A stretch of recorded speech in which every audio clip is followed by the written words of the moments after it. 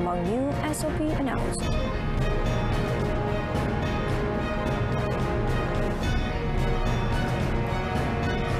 Parents urged to get children vaccinated.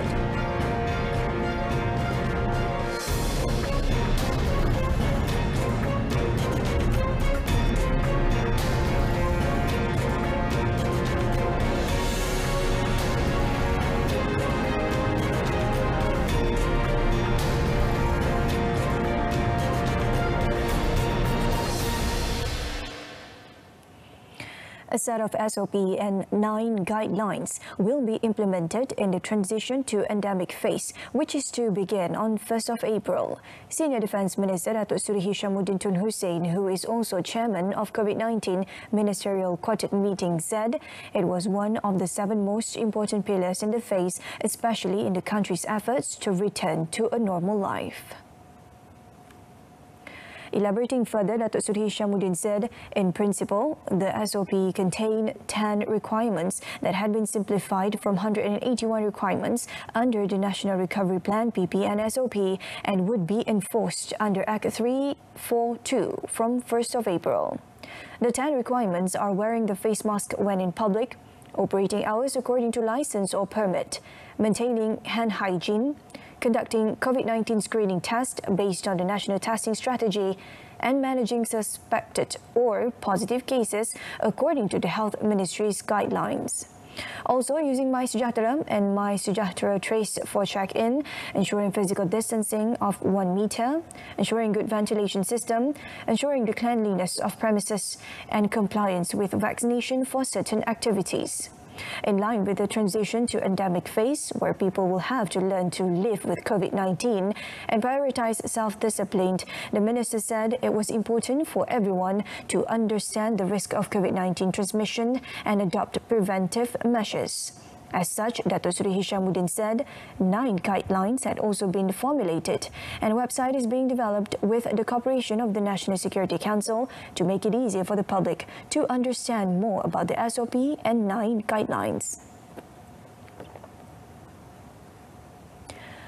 Meanwhile, Health Minister Khairi Jamaluddin also announced a few additional protocols to be upheld in line with the reopening of international borders from 1st of April. This includes the ruling in which travellers entering the country before the date will have their quarantine orders lifted on 1st April. Children and teenagers below the age of 17 will also need not undergo quarantine regardless of vaccination status and instead just produce a negative RTK antigen test result within 24 hours of arrival. Untuk sesiapa yang tidak mendapat vaksinasi lengkap atau tidak menerima vaksinasi langsung, individu tersebut mesti menjalani kuarantin selama 5 hari selepas ketibaan di Malaysia. Selepas individu tersebut keluar dari kuarantin, individu tersebut mesti mengikut syarat-syarat yang ditetapkan oleh Malaysia. Sebagai contoh, kalau tidak lengkap vaksinasi, tak boleh dine in di restoran dan sehingga mereka dapat vaksinasi yang lengkap. He added that travellers exempted from vaccination due to health conditions are required to provide proof via the MySejahtera app. The country will not turn back from their decision to transition to the endemic. According to the Health Minister, the data and observations recorded thus far have shown that the transition is possible. However, the government will remain cautious and ready for various possibilities, including the emergence of a new, more threatening variant. So, kalau sekiranya contoh, kita sudah sampai tahap di mana sistem kesihatan kita lumpuh, kita akan mengsyorkan kepada kerajaan langkah-langkah tertentu. Tapi setakat ini, kita masih lagi melihat bahawa transisi ini boleh diteruskan. But we will always continue to step up surveillance dan juga melihat kepada perkembangan dan data daripada negara lain, kemunculan varian baru dan sebagainya. He added that the transition is vital as an exit strategy to return to a closer to normal life for keluarga Malaysia after over 2 years of battling the pandemic. In another development, Khairi revealed that only 1 million children aged 5 to 11 have been vaccinated from the 1.63 million PIC kits appointments sent since 3rd February. He said over 600,000 individuals have registered and received their appointments but failed to get vaccinated. Saya juga ingin merayu kepada ibu bapa untuk dapat memberi vaksin kepada kanak-kanak anda, ya, terutamanya untuk anak-anak anda yang berusia 5 hingga 11 tahun, golongan kanak-kanak di bawah PIC kids. Sekarang ini hanya 30% saja daripada golongan tersebut telah menerima dos yang pertama. Khairi said parents are still indecisive on giving protection to their children through the children vaccination PIC kits, and he feels that the wait-and-see period is over as vaccination is safe and gives protection to serious symptoms. He said children are more at high risk of being infected by the Omicron variant compared to the earlier variants, as they are the most vulnerable group and have not received protection compared to vaccinated adults. The minister noted among the initiatives taken by the ministry to persuade parents to vaccinate their children is through their program at pediatric centres. The lifting of physical distancing for congregational prayers beginning 1st April will continue to breathe life into mosques, institutions, religious and community activities. Minister in the Prime Minister's Department of Religious Affairs, Dato' Idris Ahmad, said the announcement was certainly awaited by Muslims nationwide, especially with the holy month of Ramadan approaching. The announcement by the Prime Minister yesterday was based on facts and data, taking into account various factors, including risk assessments from the Health Ministry and suggestions proposed by JAKIM. He further explained that the final implementation of Standard Operating Procedures (SOP) will depend on respective state religious authorities. Dato' Idris added that the transition to endemic starting 1st April is a testament to the success of the government's efforts in overcoming the COVID-19 health crisis thanks to close cooperation by Keluarga Malaysia. Meanwhile, tourism, arts and culture industry players are urged to begin preparations as soon as possible to receive the arrival of international tourists. At the same time, they should take the opportunity to promote their products and services. According to Minister of Tourism, Arts and Culture, Datuk Seri Nancy Shukri, the announcement of the reopening of the country borders truly allowed industry players to breathe a sigh of relief. It was a new hope for them to increase the income and revitalize the tourism sector, simultaneously contributing to the national economic recovery after being severely impacted by the COVID-19 pandemic. The ministry will continue to provide aid to support all agencies and parties involved in ensuring the success of the reopening of national borders starting 1st April. The ministry is also optimistic that the tourism industry will rise to be stronger than ever to rejuvenate Malaysia's popularity as an international tourist destination. Malaysia Airports Holdings Berhad foresees improved performance following the increase in international passenger traffic movements thanks to the government's move to reopen the country's border on 1st April as part of the transition into the endemic phase. Its chairman, Datuk Seri Dr. Zamri Abdul Kadir, said the reopening of borders will be the turning point in Malaysia's economic recovery, and similarly it will improve Malaysia's airports' performance as a result of the increase in international passenger traffic movements. Prior to the COVID-19 pandemic, Malaysia received 26 million tourist arrivals into the country, which generated a total of 86 billion ringgit in tourist expenditures. Through a statement released today, Datuk Seri Dr. Zamri said, with borders reopening, the country will be able to regain this source of income, and on top of that, global market demands on local industries will also increase, and all this will potentially spur Malaysia's economic recovery at a faster rate. He also gave his commitment that Malaysia Airports will fully support the government's efforts by making sure that service quality at the airport remains at the highest level as part of measures in ensuring readiness to receive more passengers in the coming months. Malaysia Airports is one of the world's largest airport operator groups in terms of the number of passengers handled.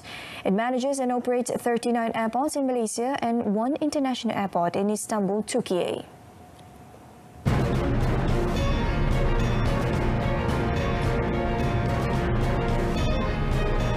Still to come, 10 million ringgit fund set up for Felda youth. Stay with us.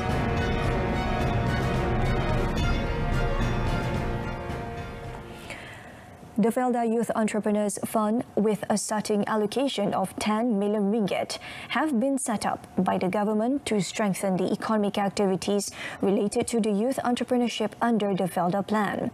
Prime Minister Datuk Seri Ismail Sabri Yaakob said the fund would provide a huge opportunity to Felda youths to start a business, especially online business. In order to make the plan a reality, the Premier said the federal government will build and add on communication towers around the Felda areas to strengthen online business activities. Bagaimana belia-belia Felda yang ingin berniaga boleh memperolehi modal untuk memulakan perniagaan melalui tabung usahawan belia Felda. Dulu dah ada. Kita hentikan sementara sekejap dan sekarang ni kita akan revive balik dan wujudkan semula.